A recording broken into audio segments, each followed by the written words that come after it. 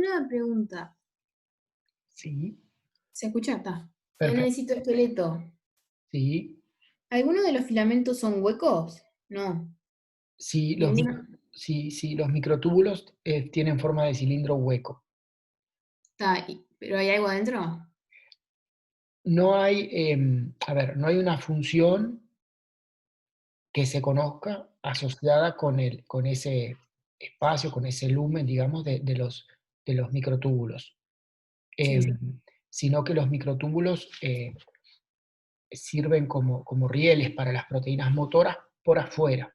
¿Tá? Entonces, se cree que la forma hueca es una forma que encontró, digamos, la evolución para lograr determinadas propiedades físicas del microtúbulo. El microtúbulo tiene determinada flexibilidad, determinada resistencia a romperse, y bueno, viste que no es lo mismo tener un cilindro sólido que un cilindro hueco, va a tener diferentes propiedades mecánicas.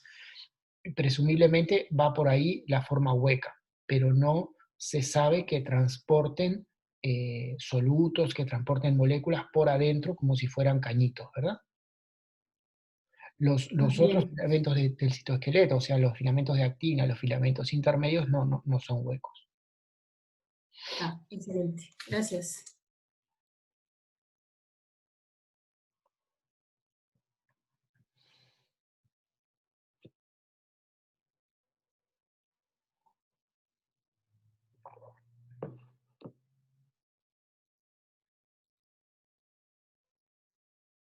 ¿Sí? Loana dice, tengo una pregunta. ¿No querés hablar, Loana? Adelante. Ah, ok. Seguimos en el mismo tema. No tengo micrófono, está perfecto. Loana pregunta qué es la inestabilidad dinámica. Em, Capaz que está bien que yo me apoye en alguna imagen, un segundito. Tengo que abrir la clase que corresponde. Em, Unidad 5, clase 4.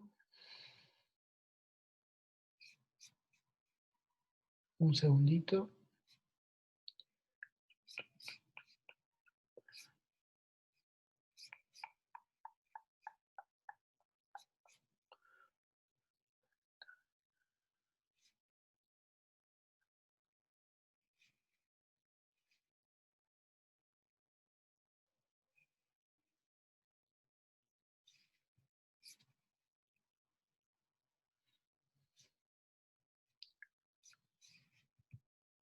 ¿Están viendo la imagen ahí?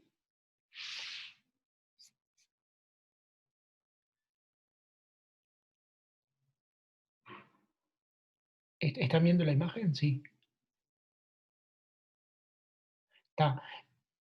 A ver, la inestabilidad dinámica es algo que es propio solamente de los microtúbulos. Em, los microtúbulos normalmente tienen una punta, que es lo que se llama el extremo menos, asociado con una estructura cercana al núcleo, que es el centro organizador de microtúbulos. ¿Tá? Y la otra punta, el otro extremo, acá, que se llama el extremo más, em, no siempre, pero puede estar libre, estar suelto, ¿verdad? Cuando ese extremo más está suelto, está libre, el microtúbulo tiene la capacidad de hacer lo que se llama inestabilidad dinámica, que en definitiva es un alargamiento y acortamiento al azar en el sentido de que un microtúbulo dado se está alargando, se alarga hasta que en un momento que no se puede predecir, deja de alargarse y pasa a cortarse. Y así como se está acortando, en otro momento deja de acortarse y pasa a alargarse. El acortarse y alargarse se basa en la incorporación de dímeros de tubulina que estaban libres, que estaban solubles en el compartimento citosólico. Cuando se incorporan dímeros de tubulina, el microtúbulo se alarga por el extremo más. Cuando se pierden, como está acá, dímeros de tubulina, el microtúbulo se acorta. Bien, esa inestabilidad dinámica no es mágica, requiere energía, es impulsada por la hidrólisis no del ATP, sino del GTP. Por ahí había algún apunte o algo nuestro que decía medio erróneamente hidrólisis del ATP. Indirectamente sí es energía del ATP, porque hay un intercambio, ¿verdad?, entre el GDP se fosforila a expensas del ATP que pasa a ADP, entonces se intercambia, pero la molécula que directamente participa es la guanosina trifosfato, que es un ligando de la tubulina. Y del punto de vista, digamos, más bioquímico, la inestabilidad dinámica se basa en esto, que es un poquito complejo, pero hoy tenemos tiempo de pronto de comentarlo. La tubulina une GTP, guanosina trifosfato.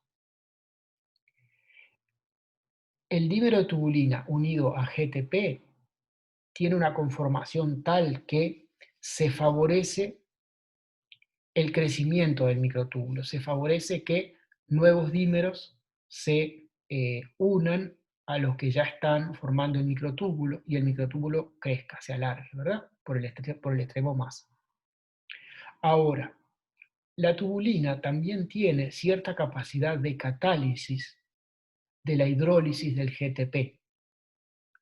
O sea que después de un tiempo unido a la tubulina, el GTP comienza a ser hidrolizado a fosfato y GDP, guanosina difosfato.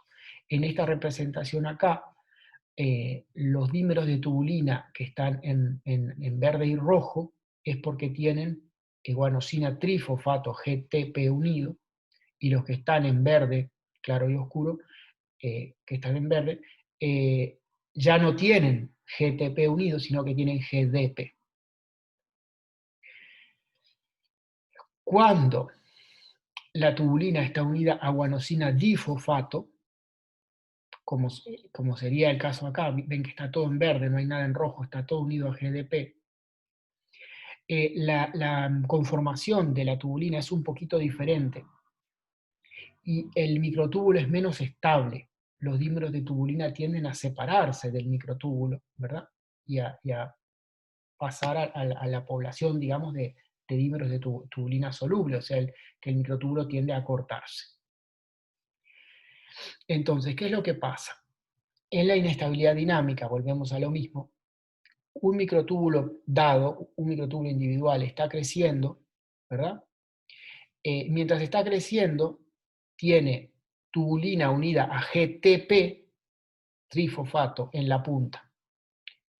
Luego, más atrás, estos dímeros de tubulina que se habían incorporado antes en el tiempo, ¿verdad?, ya tuvieron tiempo de hidrolizar su GTP a GDP, ya están unidos a GDP, pero puesto que están, ¿cómo les voy a decir?, en el medio del microtúbulo, ya no se pueden caer para afuera, porque no se pierden dímeros de tubulina por el medio, solo se pierden y se ganan por el extremo más. Y el extremo menos, dijimos, está unido al centro organizador, por lo tanto también está fijo ahí, está trancado. Bien, entonces, estos dímeros de tubulina unida a guanosina difosfato, ¿verdad?, están, como les voy a decir, tapados por los otros en la punta que están unidos a trifosfato, y lo que importa es la punta. Entonces, mientras la punta, el extremo más del microtúbulo tiene tubulina unida a GTP, va creciendo. Pero en algún momento, de pronto la velocidad de crecimiento se hace un poco más lenta porque hay un poco menos de tubulina libre para incorporarse, ¿verdad? Y entonces el proceso de hidrólisis, que también siempre se está dando, de hidrólisis del GTP a GDP, alcanza a la punta, digamos, llega un momento que la punta pierde ese cap que se llama, esa tapa, les voy a decir, de tubulina unida a GTP. Pasa a tener en la punta, pasa a ser esta situación, tubulina unida a guanosina difosfato, y ahí, como una vez que la tubulina está unida a guanosina difosfato, la tendencia es que se separe los dímeros de tubulina, el microtúbulo se va desarmando rápidamente, se acorta. Pero llega un momento que, un poco por casualidad, puede unir suficientes dímeros de tubulina en la punta que tienen GTP como para formar otra vez esa tapa, esa caperuza de tubulina unida GTP trifosfato y vuelve a crecer. Ah, ¿qué pasó acá? Esto sí que no sé qué es. Entonces, bueno, alternativamente se dan esos procesos de crecimiento y de acortamiento, ¿verdad? Del microtúbulo, ¿verdad? Y eso es la inestabilidad dinámica. Y en ese proceso se gasta, se hidroliza GTP, por lo tanto se termina gastando ATP. Ese proceso de inestabilidad dinámica no está presente siempre. Cuando la célula adquiere polaridad, los microtúbulos que están mirando en determinada dirección, la dirección de polarización de la célula, cuando la célula se orienta hacia una determinada dirección, por ejemplo, porque va a avanzar, a caminar hacia determinada dirección, los microtúbulos que están hacia adelante, digamos, se unen a estructuras cerca de la membrana plasmática, se unen a estructuras en lo que se llama el córtex celular. Entonces esa punta queda trancada también, queda tapada, queda estabilizada, y entonces esos microtúbulos dejan de hacer inestabilidad dinámica. Se me hizo un poco larga la explicación, no sé si entendieron algo o les sirvió para algo, o quieren que le haga una explicación bien cortita y simple.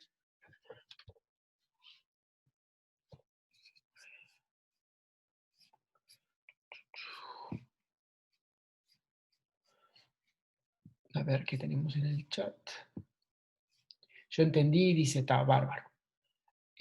Antonella Iglesias dice que tiene una pregunta. ¿Para qué sirven las miosinas?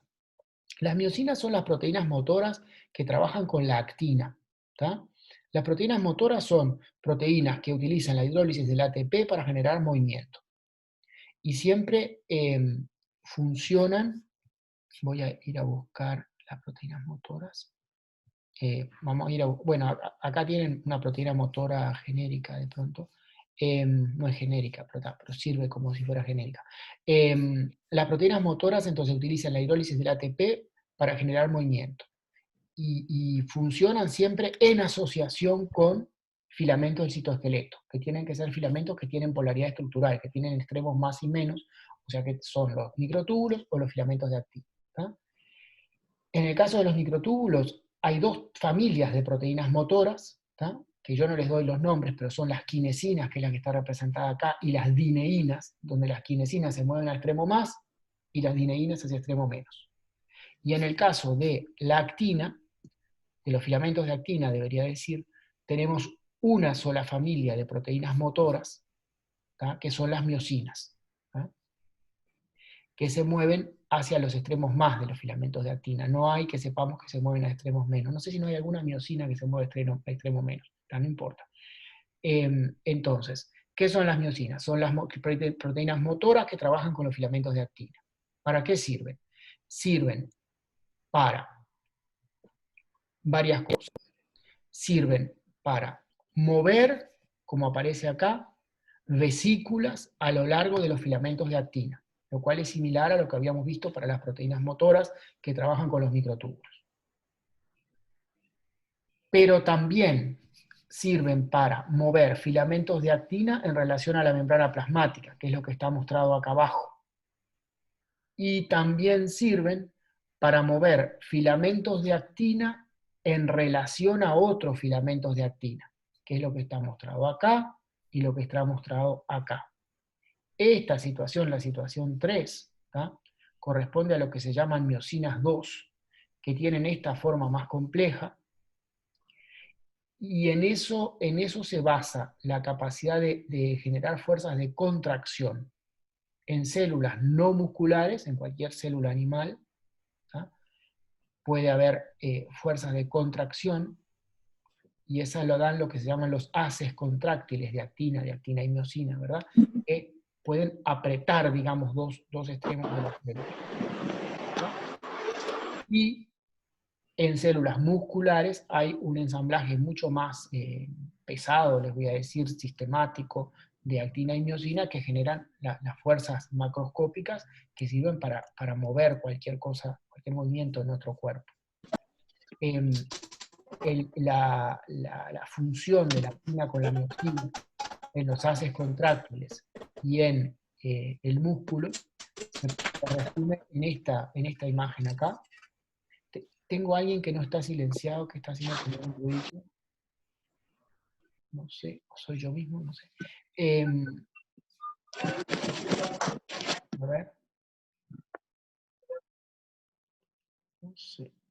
Bueno, se resume en esta imagen, ¿tá?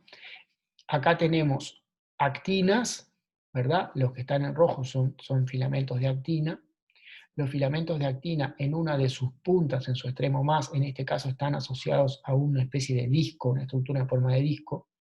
Y en el medio están todas las miosinas 2 que tienen estas estructuras dobles. Entonces, estas miosinas, frente a una determinada señal, es como si intentaran caminar hacia el extremo más del filamento de actina de un lado y del filamento de actina de otro. Pero debido a que estas miosinas son dobles y no son elásticas, digamos, ¿verdad? Al tratar esta cabeza de caminar hasta acá, hacia allá, hacia el extremo más, y esta otra cabeza de caminar hacia acá, hacia el extremo más del otro filamento de actina, lo que resulta es que estos conjuntos de filamentos de actina se acercan, ¿verdad? Lo que hace la miosina en definitiva es acercar. Esto genera una contracción, un acortamiento de nuestra estructura, que es, bueno, es lo que genera la fuerza de contracción en los haces contráctiles que están en células no musculares y en toda la fibra muscular, digamos, en lo que se llaman las células musculares que están absolutamente especializadas en hacer esto.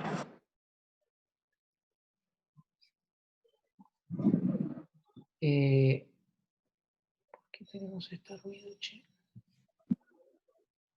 Bien.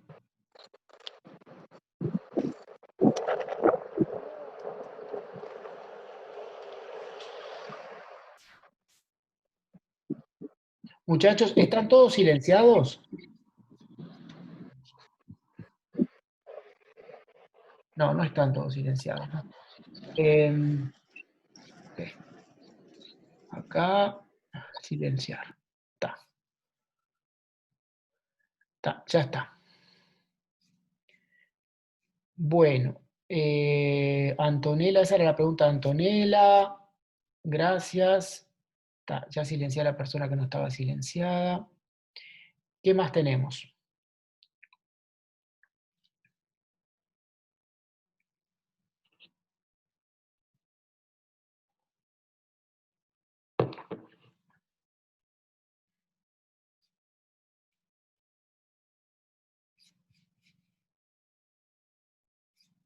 ¿Sí?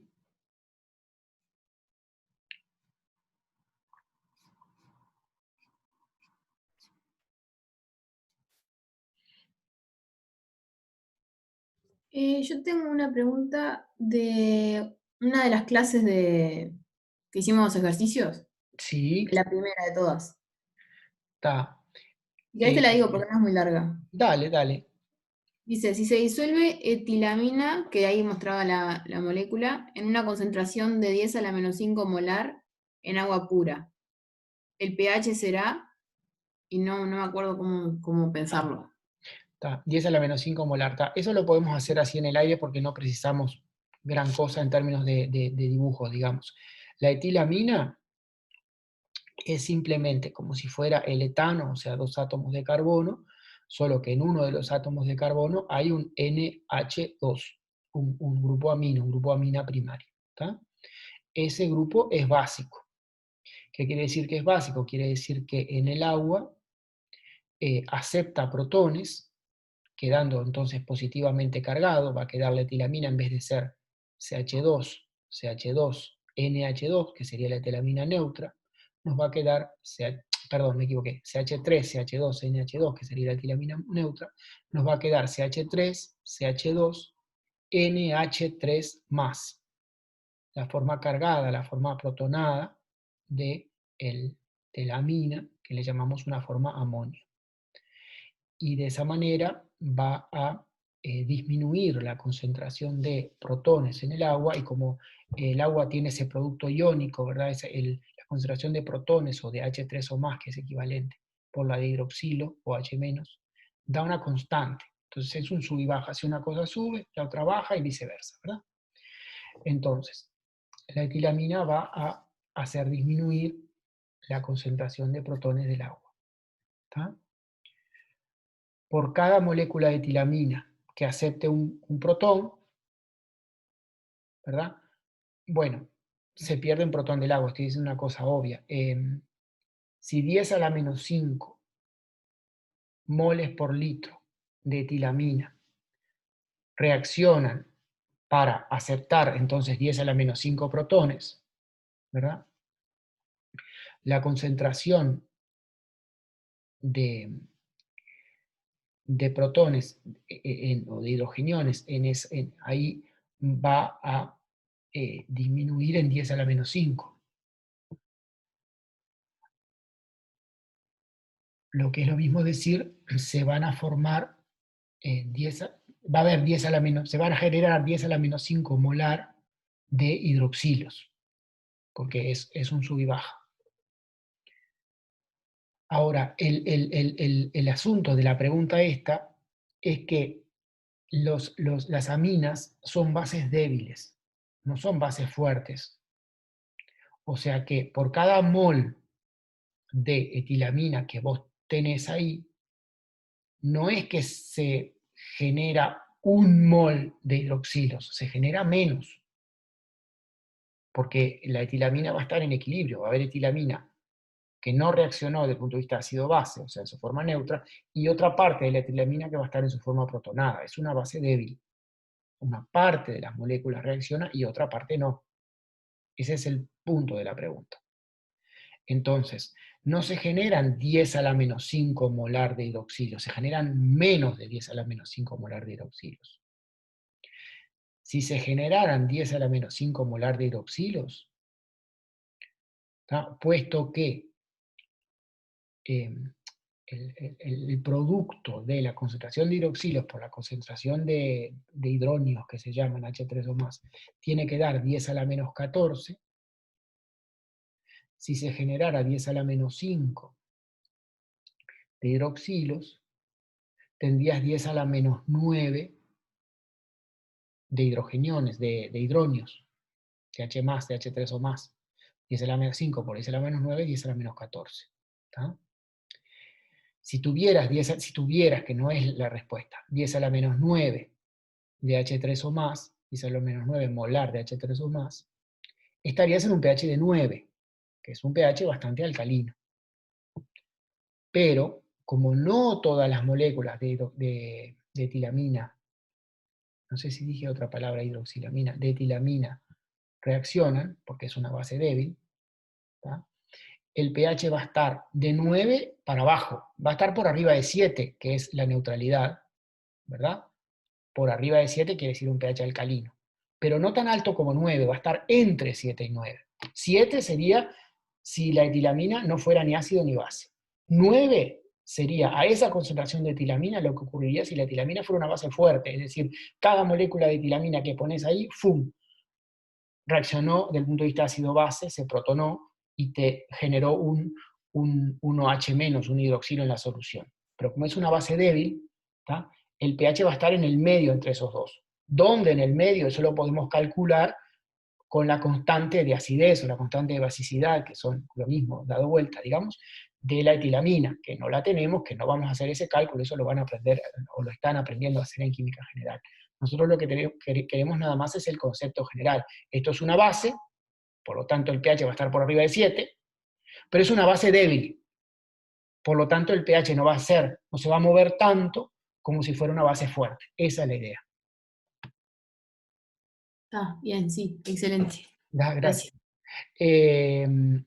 Sigo con las preguntas que están acá, que están escritas. ¿El sitio de unión de una enzima hace referencia al sitio activo y al sitio alostérico o no? Bueno, sí, sitio de unión en realidad es un término general, ¿no? Ni siquiera se aplica solo a enzimas. Sitio de unión puede ser un sitio de unión para un ligando en una proteína que no es una enzima, ¿verdad? Una proteína motora, por ejemplo, puede tener un sitio de unión para para el filamento sobre el cual camina, y otro sitio de unión para la proteína de la vesícula, la cual arrastra, yo qué sé. En las enzimas hay diversos sitios de unión. Generalmente hay diversos sitios de unión. Uno va a ser el sitio, lo que se llama el sitio activo enzimático. Ahí se une el sustrato de la reacción o los sustratos de la reacción, ¿verdad? Hay enzimas que tienen un sustrato, que tienen dos, alguna que tiene más. Pero además, las enzimas suelen tener sitios de unión para, por ejemplo, reguladores alostéricos. Y a veces tienen sitios de unión para estructuras celulares, porque hay enzimas que están fijas a la membrana, al citoesqueleto, qué sé yo, ¿verdad? Entonces, sitio de unión sí, es un término genérico. Si nos queremos referir al sitio activo, bueno, se dice el sitio activo. ¿Podrías explicar cómo es la hidrólisis de un fosfoéster? Bueno, capaz que lo mejor es que vaya a un dibujito, ¿no? Un segundo, voy a compartir pantalla, pero donde tengo que elegir la clase y compartir pantalla específicamente para esa clase. Un segundo. Estamos en la unidad 2. La unidad 2 y probablemente la clase 2, si recuerdo bien. Fosfoéster. No, fosfoéster lo arrancamos con nucleótidos, entonces debe ser la clase 3.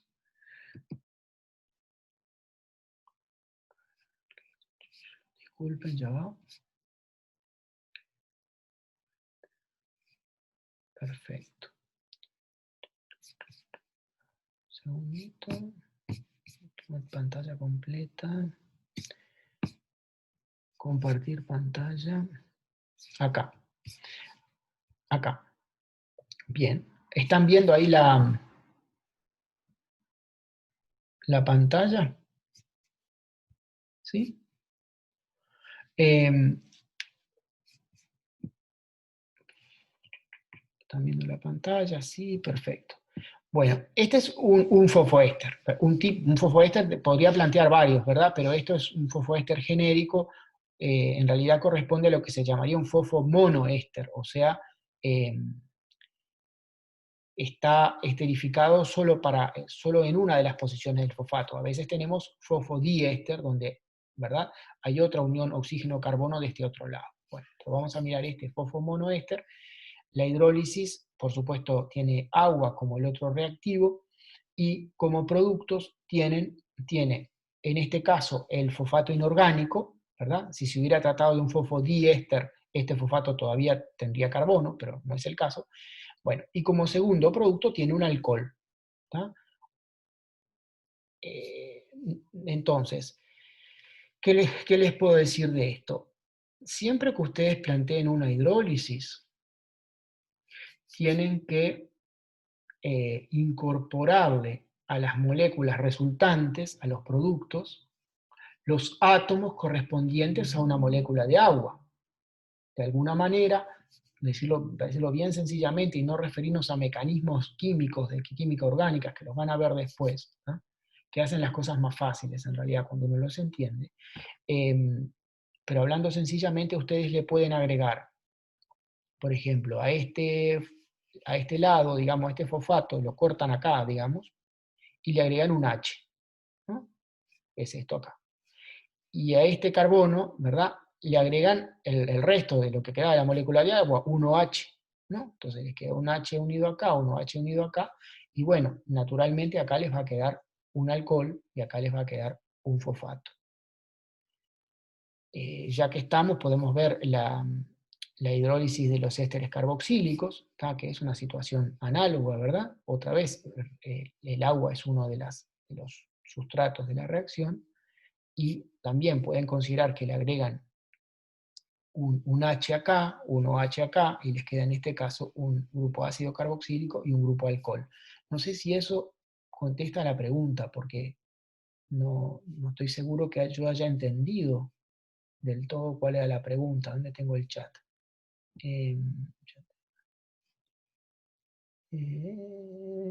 Sí, Agus es la que hizo la pregunta, perfecto.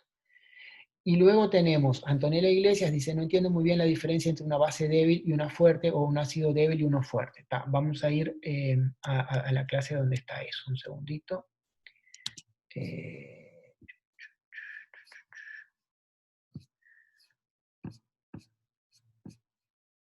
A ver, un momentito. Base.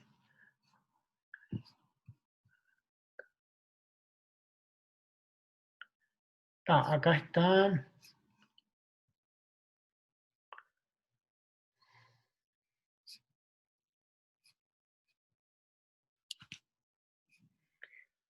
Bueno, estoy teniendo algunos problemas técnicos. A ver.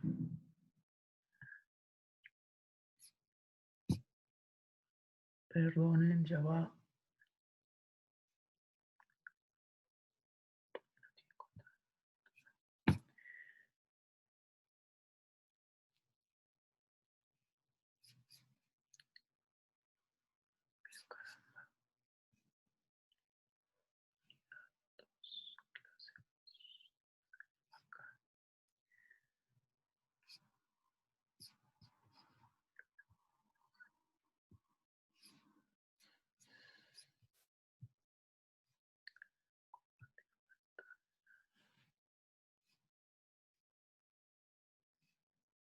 Acá.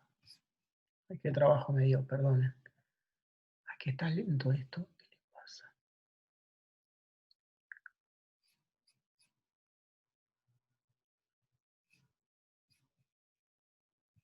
No, hay algún problema tengo, esperen.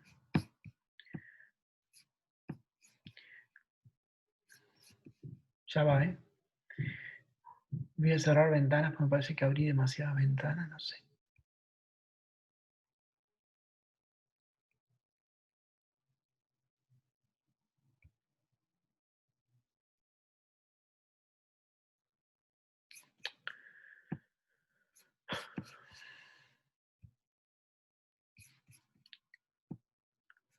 A ver si acá. Ya va. Compartir pantalla. Acá. Ahí anduvo. ¿Lo ven? Entonces, acá lo tenemos para los ácidos, ¿está? Tenemos un ejemplo de ácido fuerte, el ácido clorhídrico. Cuando lo disolvemos en agua, la totalidad de las moléculas se disocian en H+ y Cl-, ¿verdad? Protón y cloruro.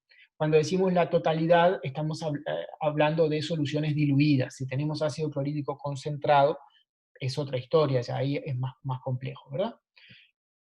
En cambio, en un ácido débil, por ejemplo, un ácido carboxílico cualquiera, podría ser ácido etanoico, o sea, acético, o cualquier otro ácido carboxílico, se establece un equilibrio, ¿verdad?, donde una parte de las moléculas se disocia y libera protones, pero otra parte se mantiene en la forma neutra, ¿verdad? Se establece un equilibrio.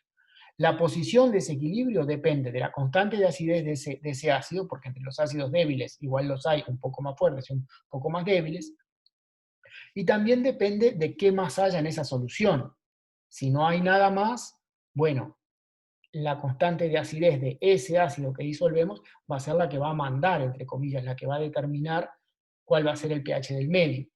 Pero en medios biológicos generalmente hay una mezcla muy compleja de sustancias, de moléculas con capacidad de ácido-base, y en general los medios biológicos están lo que se dice tamponados, buffereados, o sea, hay componentes que fijan el pH en determinado valor. Por ejemplo, el pH de las células o el pH del líquido extracelular de nuestro cuerpo está tamponado, o sea, está fijado en determinado valor.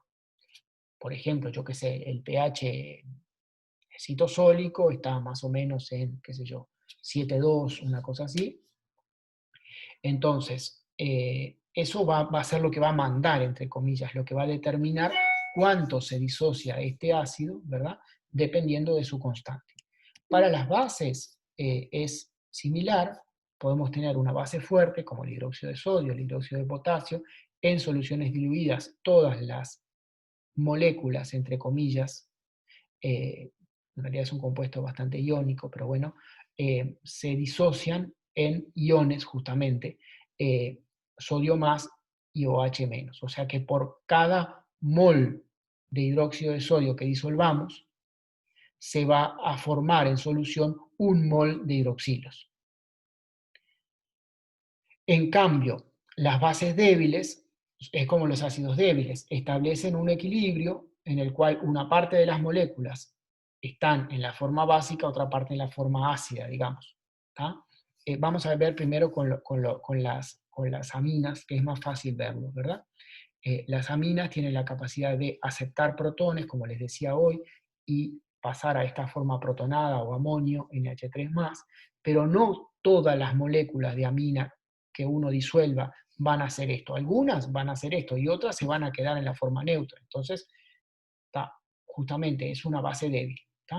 También una base débil es, por ejemplo, el bicarbonato, que es capaz que más entreverado de ver, porque la forma que va a reaccionar con el protón, ¿verdad? La forma básica, ya tiene una carga.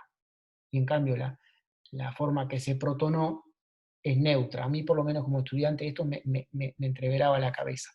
Pero funciona así. Lo que pasa es que el bicarbonato, si uno lo saca de un frasco, no es bicarbonato HCO3-, es bicarbonato de sodio, bicarbonato de potasio. Tiene lo que se dice un contraión, sodio más, potasio más, etc. Lo que pasa es que como es una sustancia iónica, al disolverla en agua, nos separa por un lado el sodio más, por otro lado el bicarbonato menos. Y el bicarbonato menos, HCO3-, es básico, débilmente básico, pero es básico. Por lo tanto, una parte de los iones bicarbonato que yo pongo en la solución, no todos, porque si no sería una base fuerte, una parte, acepta protones del agua, se convierte en ácido carbónico, y de esa manera disminuye la concentración de protones en el agua y, como ya les digo, esto es como un sub y baja, hace aumentar la concentración de hidroxilos.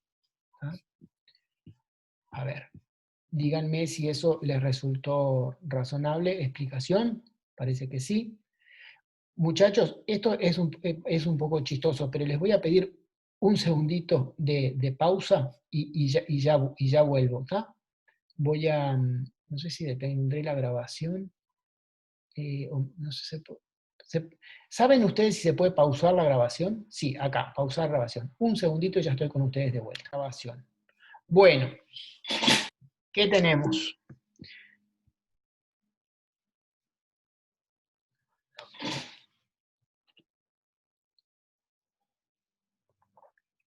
¿Qué más tenemos?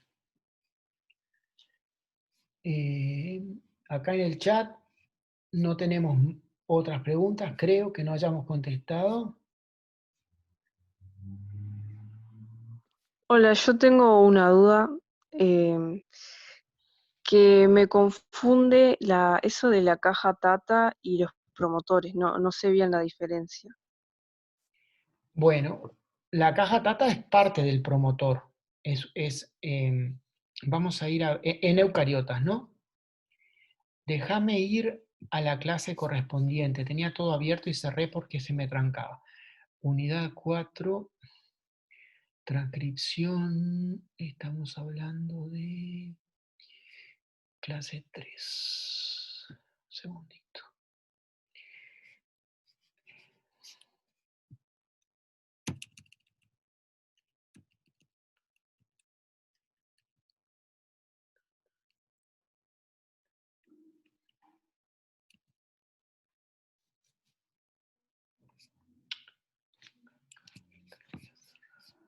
Ya voy, estoy acá ordenándome.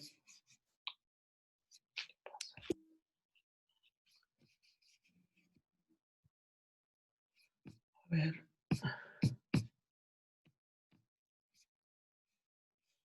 Acá, compartir pantalla. Acá, compartir. Ok. Acá tenemos... voy a mover esto.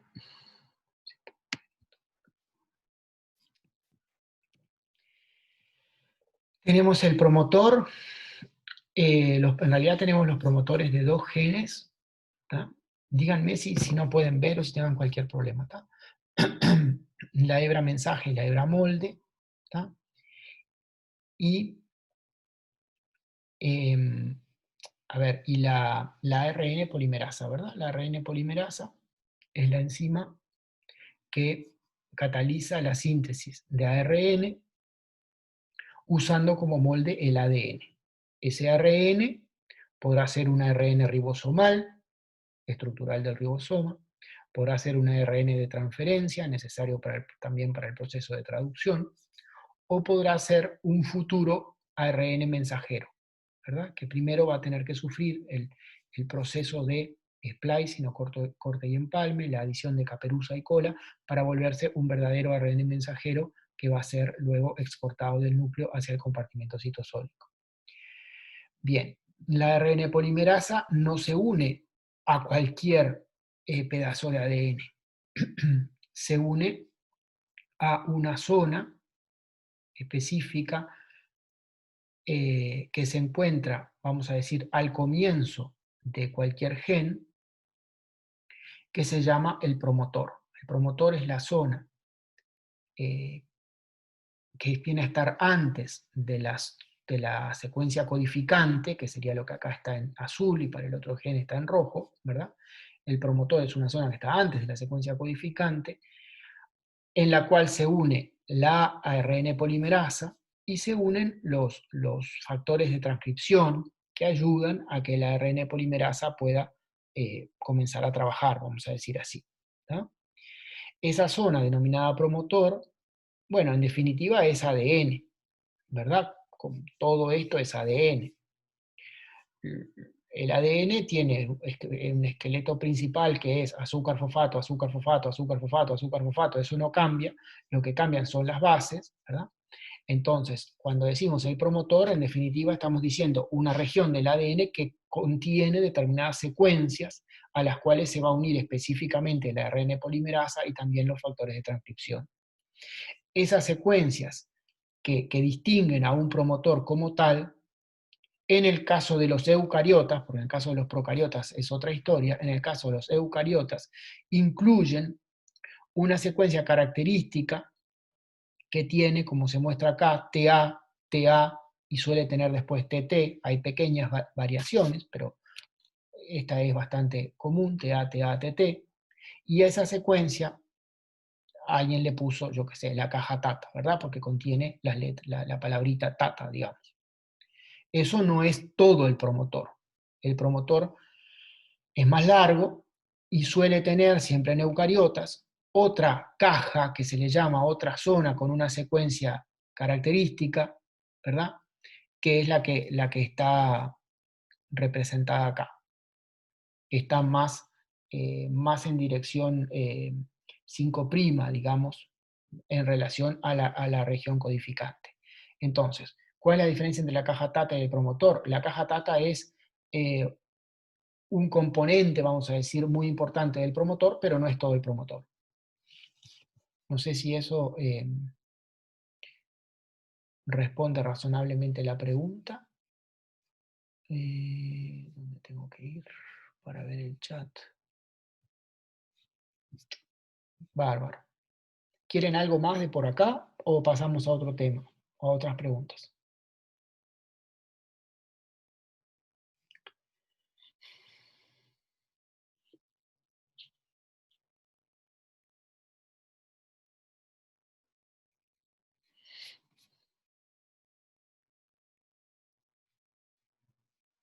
A ver.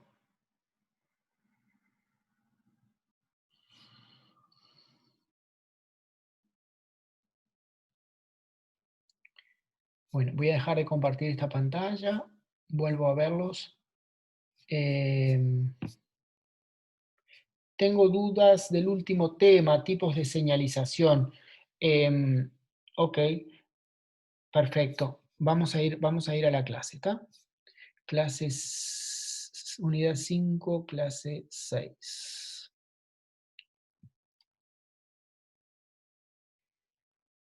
No, no es clase 6, clase 5.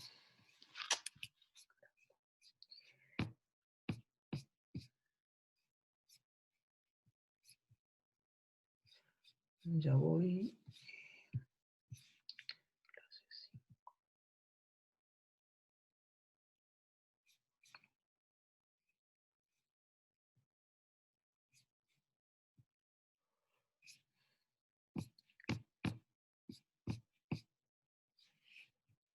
Compartir pantalla. Ahí estamos en la clase que toca.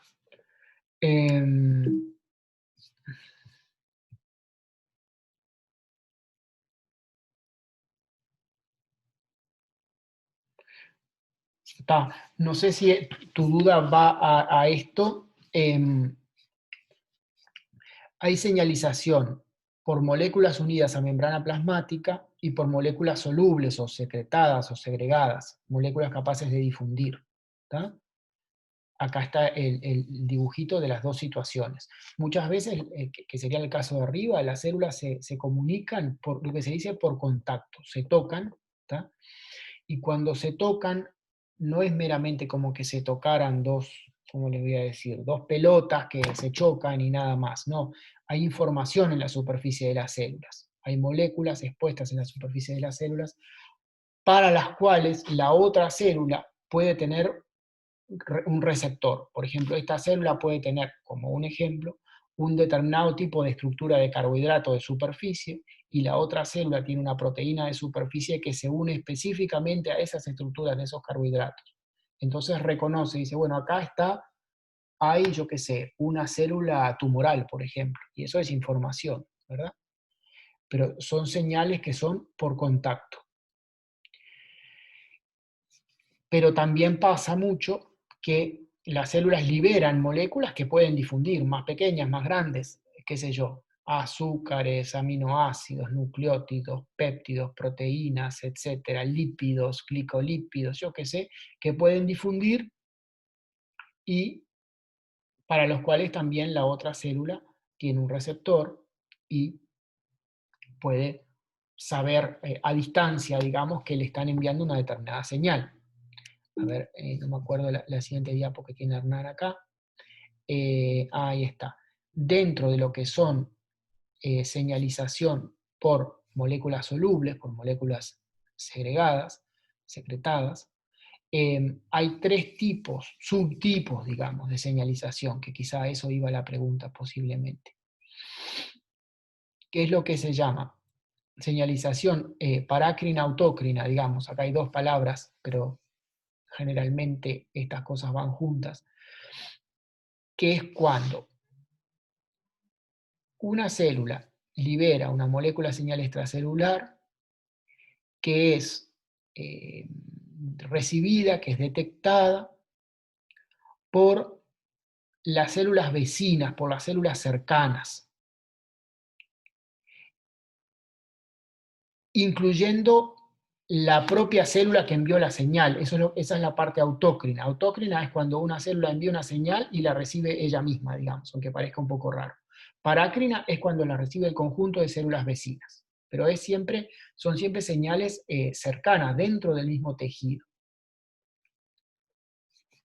Después está la señalización endocrina, que es cuando la molécula señal se distribuye por el torrente sanguíneo, por la sangre, y por lo tanto alcanza a células blancas, células diana, que pueden estar lejísimos, ¿verdad? Pueden estar en otro órgano del cuerpo, y en general a las moléculas señal que funcionan de esa manera, que son distribuidas por la sangre, se les llama hormonas. Y luego tenemos la señalización de tipo sináptica, que también es entre células cercanas, de hecho muy cercanas, pero es como específica del sistema nervioso, mejor dicho, específica de las neuronas. O sea, las neuronas, pasa que eso ustedes lo van a ver mejor en ICB2, los que hagan ICB2. Las neuronas son células altamente especializadas, que son alargadas y tienen lo que se llaman un axón, que es como una prolongación, a lo largo del cual se mueven señales de tipo eléctrico, no químico, sino eléctrico. Y cuando llegamos a la punta del axón, a la terminal nerviosa, esa señal eléctrica en general se transforma en una señal química, en una molécula extracelular secretada que va a unirse a receptores en la otra célula. La otra célula puede ser, acá dice célula diana, que es genérico, célula blanco, pero esa otra célula puede ser otra neurona, ¿verdad? Porque las neuronas le hablan a otras neuronas, por ejemplo en el cerebro, y también puede ser otra célula no neurona, por ejemplo puede ser una célula muscular y la neurona le está dando la orden de que, yo que sé, se contraiga, ¿no? Entonces es un tipo especializado de comunicación que ustedes podrían decir es, bueno, pero esto puede ser una comunicación parácrina. Sí, puede ser una comunicación parácrina, pero hay una serie de peculiaridades, digamos, que se dan solo en el caso de neuronas. Por eso se habla de comunicación sináptica y esto es una sinapsis. Las peculiaridades son, a ver, que, bueno, que la célula que emite la señal es una neurona, que hay señales eléctricas, entonces, que viajan a lo largo de la célula, a lo largo de ese axón de la célula, para luego desencadenar las señales químicas, que las dos células están unidas estrechamente en lo que se llama una sinapsis, ¿verdad? La molécula señal extracelular es liberada de una forma altamente polarizada, altamente focalizada, solo a ese pequeñísimo espacio entre una célula y otra, que es lo que se dice la hendidura sináptica.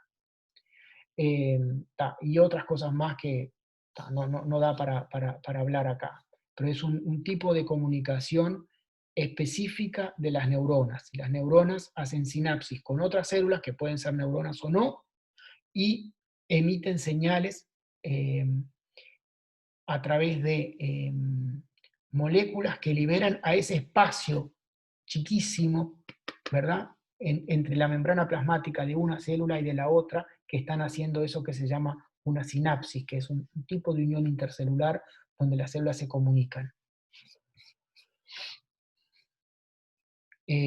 Vamos a ver el chat, a ver si les pareció,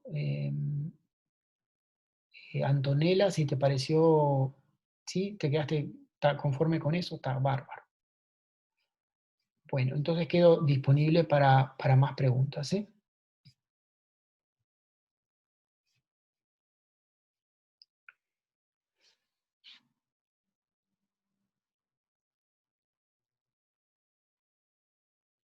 ¿Cómo estamos de hora?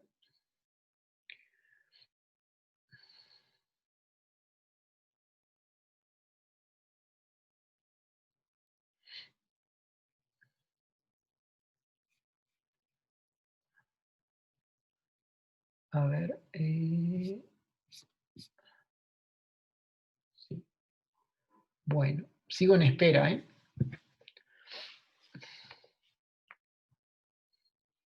Tengo una duda, con los exones e intrones, ¿los dos llegarían al transcripto primario? Claro, sí, el transcripto primario por definición tiene todo. O sea, lo mismo que está en el gen, ¿verdad? Se copia al transcripto primario, sin discriminación, desde la señal de iniciación de la transcripción a la señal de finalización de la transcripción, chaca, chaca, chaca, chaca, chaca, chaca, todo, ¿verdad? Entonces ahí hay exones e intrones. La remoción de los intrones, estamos hablando de eucariotas, se produce en el paso de splicing, de corte y empalme, ¿verdad? Que lleva del transcripto primario a lo que se llama el ARN mensajero. Recién cuando se sacan los intrones, se agrega la caperuza, se agrega la cola poliada, siempre estamos hablando de eucariotas, llegamos al ARN mensajero. Si quieren ver, repasar figuras de eso, podemos ir.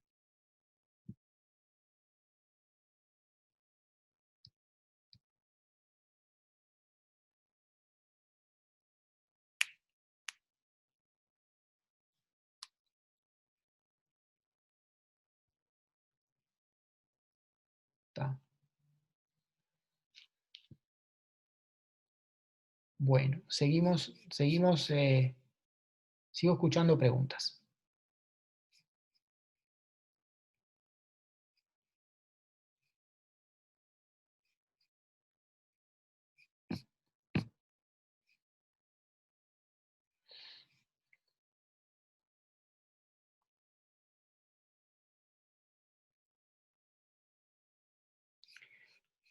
Imagen, sí, claro. Vamos a ver las imágenes. Vamos a la unidad 4. Clases 2 y 3, creo.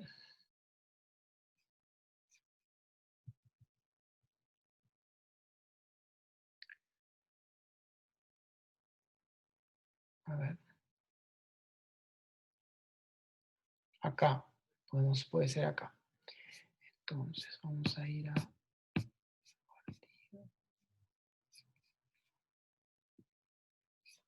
compartir pantalla.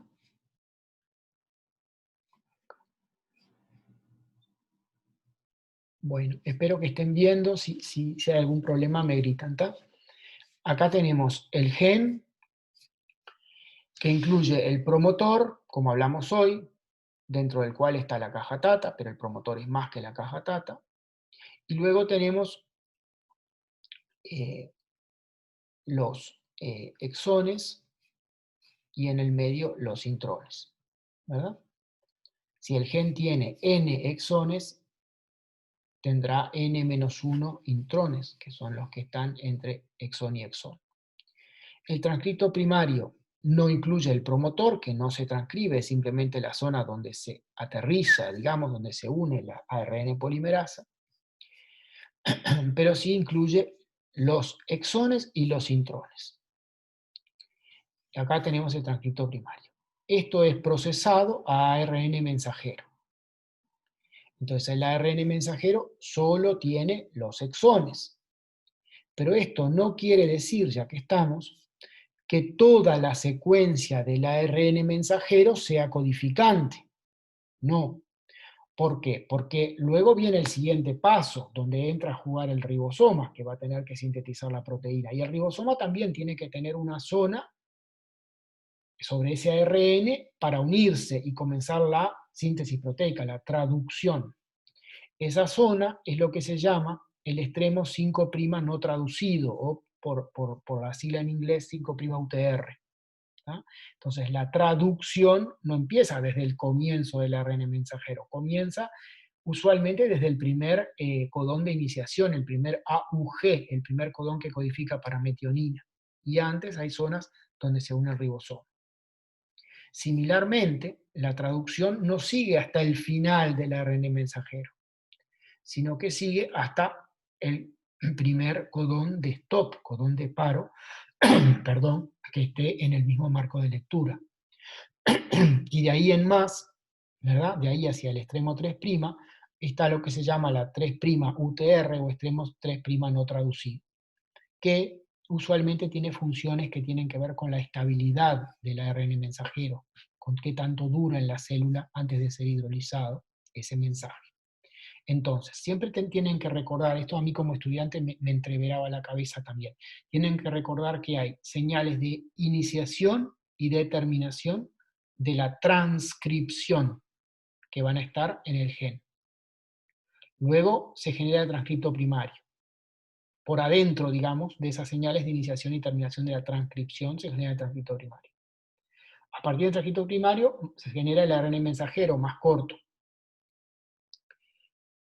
Y por adentro de eso tenemos señales de iniciación y terminación de la traducción, que son diferentes claramente a las señales de iniciación y terminación de la transcripción. Estas son las señales de iniciación y terminación de la traducción.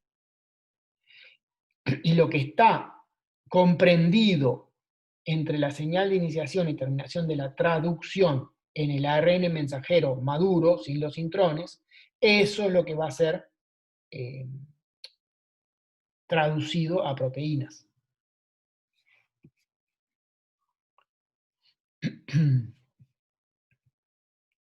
¿Estamos bien ahí?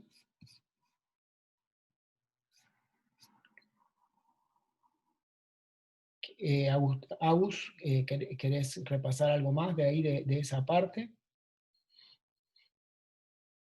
Digo Agus porque no sé si Agustín o Agustina, no es por confianzudo.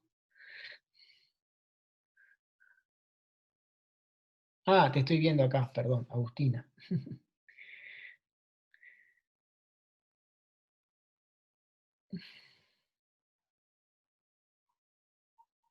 ¿Algo más?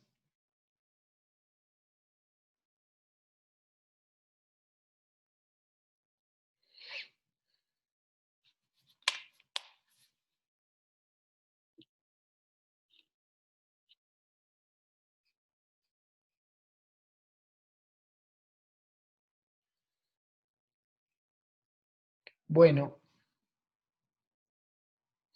más preguntas, por favor, más temas.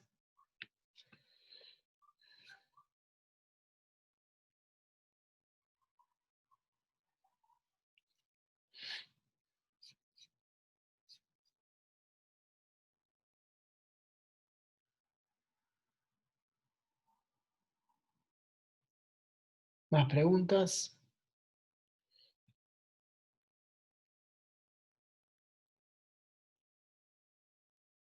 Se me desaparecieron.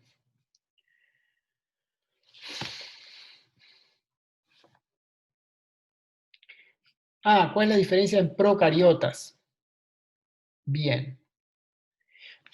La diferencia más importante es que no tenés intrones.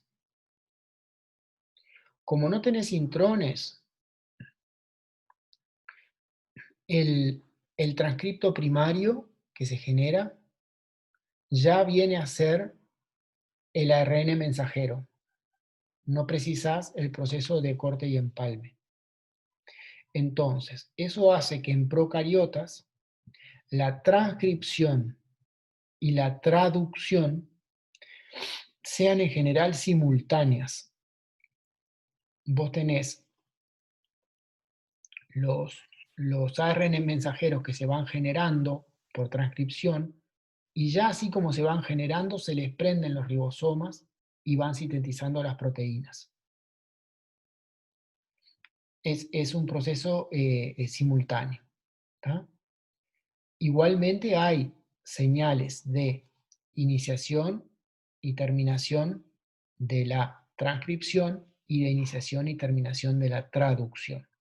Y en esto segundo surge una segunda diferencia importante entre procariotas y eucariotas, que es que en procariotas suele pasar que los ARN mensajeros sean lo que se dice policistrónicos, cistrónicos con C, que quiere decir que un mismo ARN mensajero codifica para más de una proteína. Entonces tiene ese ARN mensajero señal de inicio de la traducción y detención de la traducción. Y un poquito más adelante, otro inicio de la traducción y otro paro de la traducción. Y un poquito más adelante, otro inicio de la traducción y otro paro de la traducción. Supongamos, y ahí codifica para 3 proteínas. Eso, en general, esas proteínas que están codificadas por el mismo mensajero, son proteínas que intervienen en el mismo proceso fisiológico de la bacteria, del procariota. Por ejemplo, enzimas de la misma vía metabólica. Entonces se enciende determinada vía metabólica, la síntesis del triptofano, y se transcribe ARN mensajero que codifica para varias enzimas de la síntesis del triptofano, que se van a precisar en paralelo si la bacteria precisa sintetizar triptofano, y no se van a precisar si no precisa sintetizar triptofano. Entonces, esa es otra diferencia grande, o sea, la ausencia de intrones, ¿verdad? Y por lo tanto la ausencia del proceso de splicing, y la presencia de genes, o mejor dicho, de mensajeros policistrónicos. Voy a mirar, si quieren, las diapositivas de Gustavo, que no las sé de memoria, a ver qué tengo de procariotas. A ver, tengo alguien que no sé si quiere decir algo o está haciendo ruido. Otra vez, sí, silencio. Ya. Un momentito.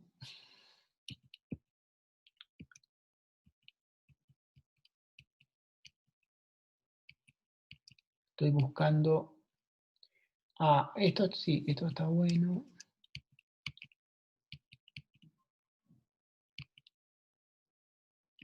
Está acá.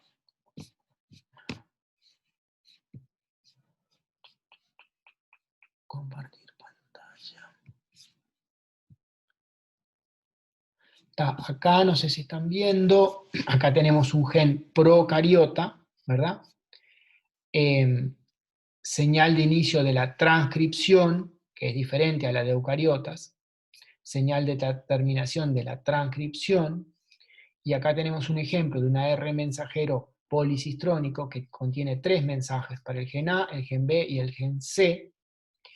Entonces, no está dicho acá, pero hay señales de inicio de la traducción 3 y de paro de la traducción 3, o sea, inicio, paro, inicio, paro, inicio, paro, y se sintetizan 3 cadenas polipeptídicas. ¿Tá?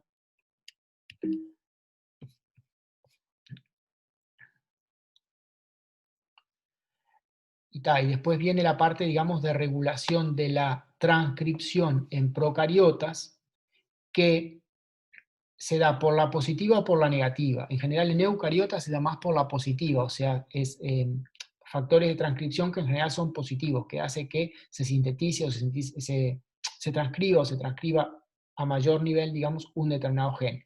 En procariotas hay, también está esa regulación positiva, pero también hay regulación negativa por lo que se llama represores, que son proteínas que se unen al promotor, a una región del promotor, e impiden que se una la ARN polimerasa. ¿Tá? Es el caso del súper clásico de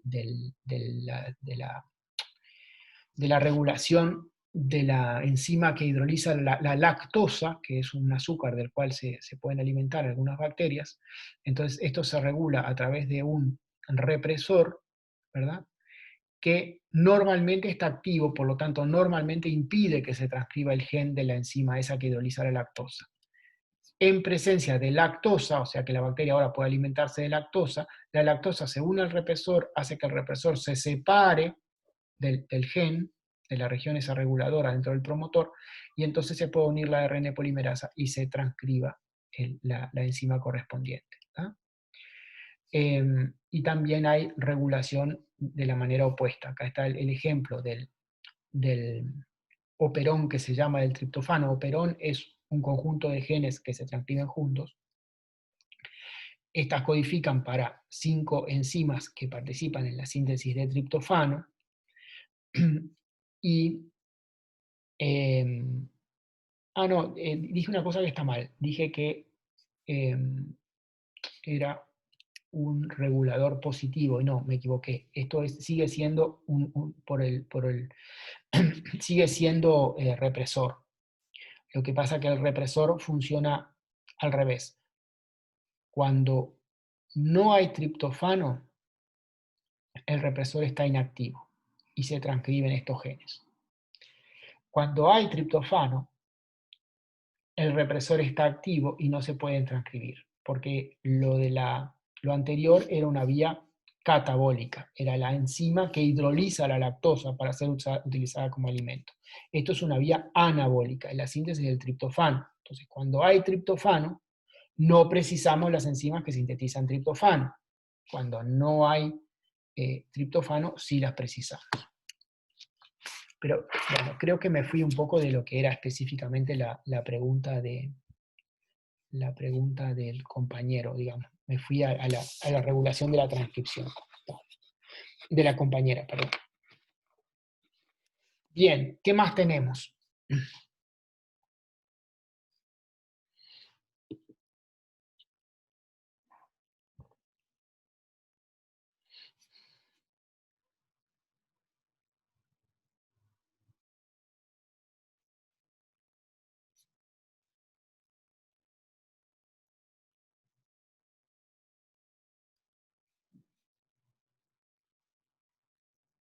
¿Algo más?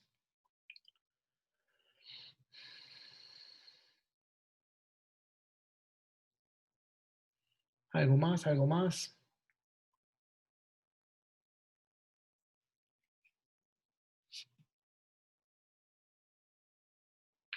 Basal y apical. Bien. Eso es en los epitelios. Vamos a ir a la clase correspondiente, ¿está? Unidad 5, clase... Bueno, puedo ir a la clase 6, que lo tengo, eso sé que lo tengo. Un momentito. Acá.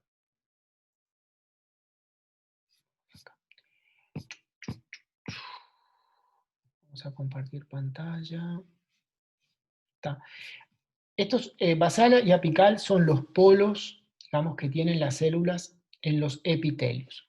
Los epitelios son tejidos de recubrimiento, tejidos que básicamente tienen una forma bidimensional. Por ejemplo, el recubrimiento interno de los vasos sanguíneos, acá hay un capilar, pero podría ser una vena, una arteria, que son más complejas, pero el recubrimiento interno que tiene es un tipo de epitelio, ¿no? O el recubrimiento de la cavidad dentro de la cual están los pulmones, para decirlo de una manera muy sencilla, ese recubrimiento es otro epitelio.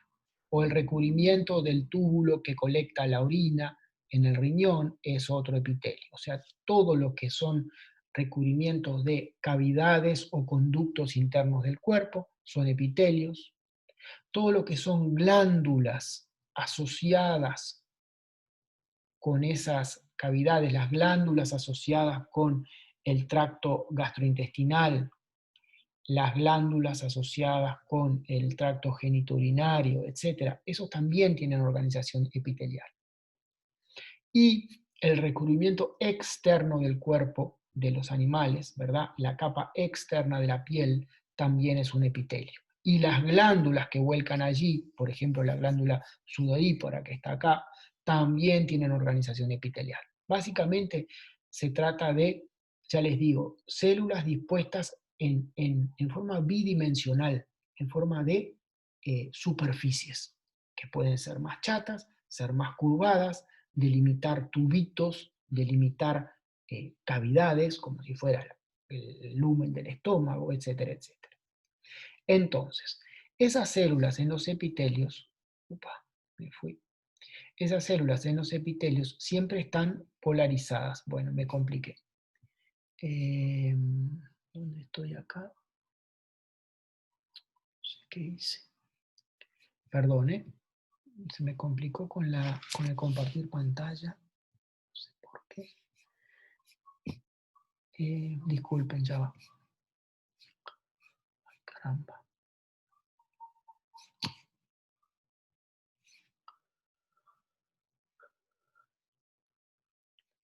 No sé qué pasó.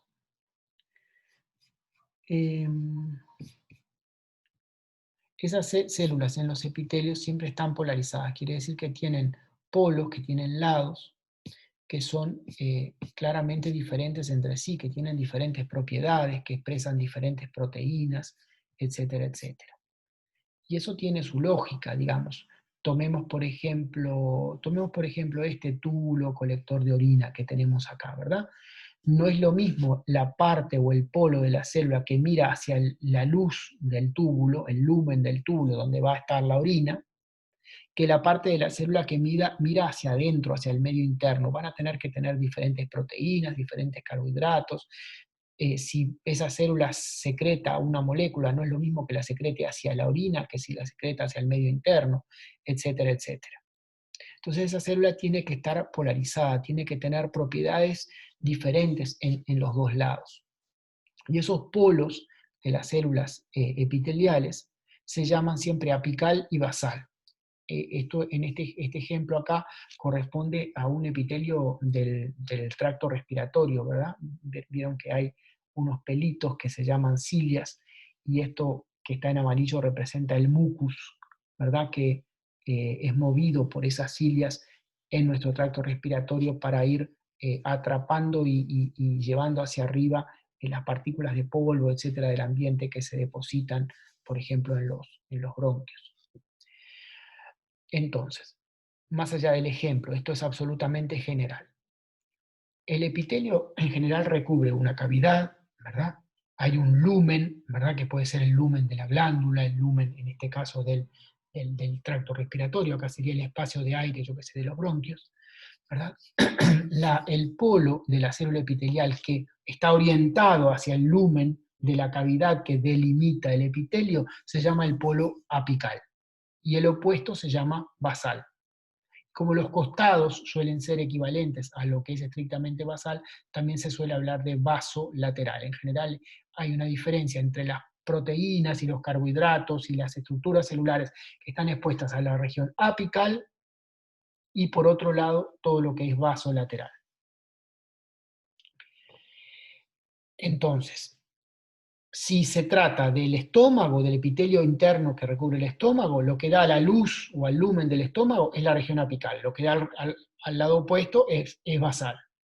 Si se trata de un vaso sanguíneo, lo que da la luz del vaso donde está la sangre es apical, lo que da la región opuesta es basal. Si se trata del túbulo colector de orina, lo que da el espacio donde va la orina es apical, lo que da al lado opuesto es basal. Si se trata, perdón, de la epidermis, o sea, del epitelio externo de la piel, lo que da hacia el espacio de aire externo al cuerpo es apical y lo que da hacia el interior del cuerpo es basal. Si se trata de la glándula sudorípara, acá lo que da al lumen, a la luz de la glándula es apical y lo que da hacia el otro lado es basal. ¿Qué más? Extendiendo un poquito, de la pregunta un poquito para afuera para que también les sirva. Del lado basal suele haber una estructura bidimensional de matriz extracelular que se llama la lámina basal, que es esto que está acá. Y las células de los epitelios suelen unirse a la lámina basal por estructuras que se llaman hemidesmosomas, con H. Y no en todos los casos, pero en muchos casos, de la lámina basal hacia adentro, o sea, del lado basal del epitelio, suele haber, acá no está mostrado, un tejido conjuntivo. ¿Tá? No siempre, por ejemplo acá en el capilar sanguíneo no hay un tejido conjuntivo, porque el capilar sanguíneo es solo epitelio, un determinado epitelio que específicamente se llama endotelio, eso no lo tienen por qué saber. Pero si en vez de ser un capilar sanguíneo tuviéramos una arteria, que es mucho más compleja, ¿verdad? Tendríamos una lámina basal y tendríamos una capa de conjuntivo, de conectivo, por afuera del lado basal del epitelio. Bueno, tampoco quiero extenderme muchísimo en esto. Juliana, me reconfunde con lo del lumen y eso. ¿Te quedó un poco más claro, Juliana, o querés volver sobre qué quiere decir el lumen? El lumen siempre es el espacio interno de una estructura biológica, ¿verdad? Si estamos hablando a nivel de organización de organelo, el lumen es el interior del organelo, delimitado por la membrana del organelo. Si vamos a un nivel de organización superior, estamos a nivel de organización, yo que sé, de órgano, y tenemos el intestino, el lumen es el agujero, digamos, del intestino, ¿verdad? La luz del intestino. Lumen es luz en latín.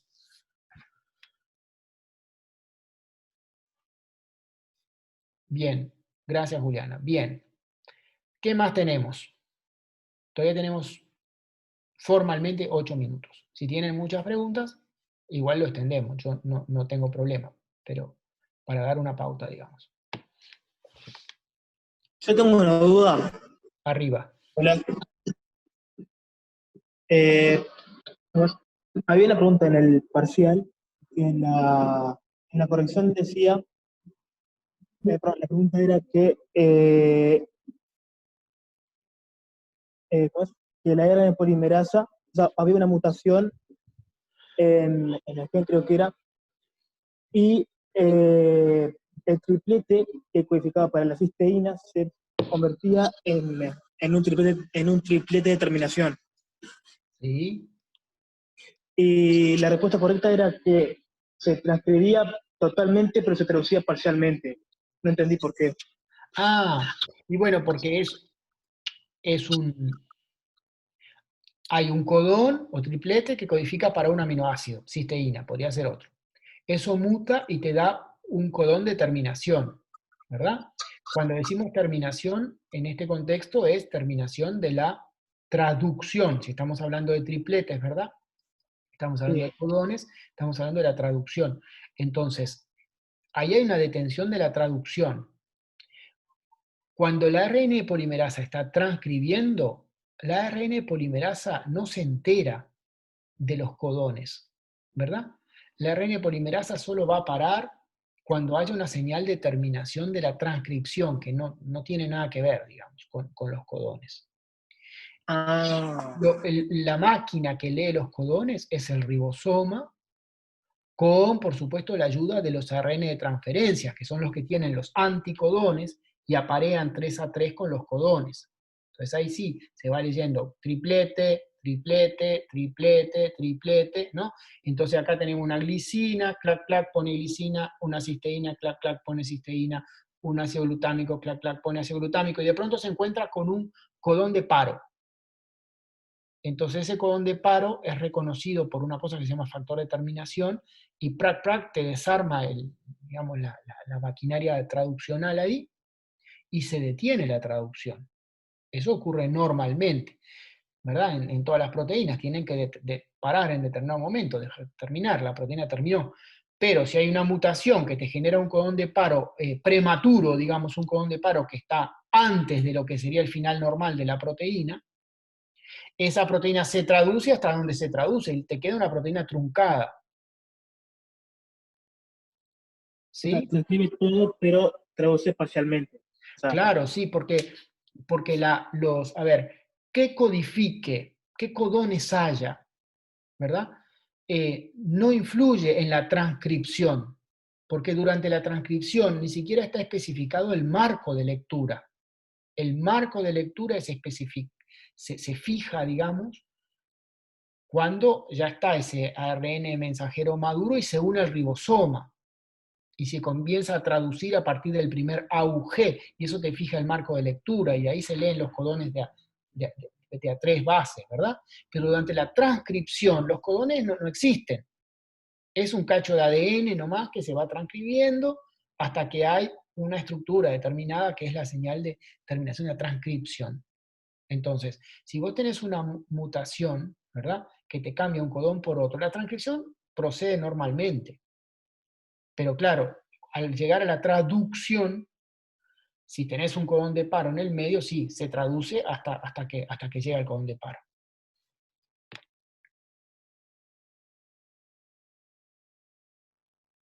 ¿Está bien?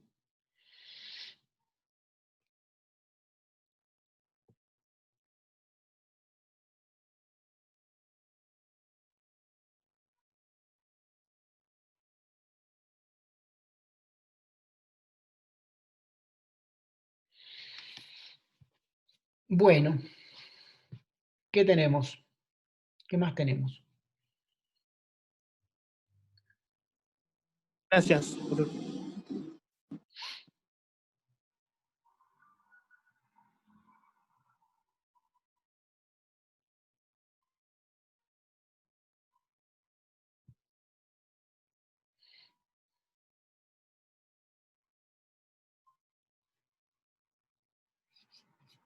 Bueno, espero un minutito más, a ver si tienen otra.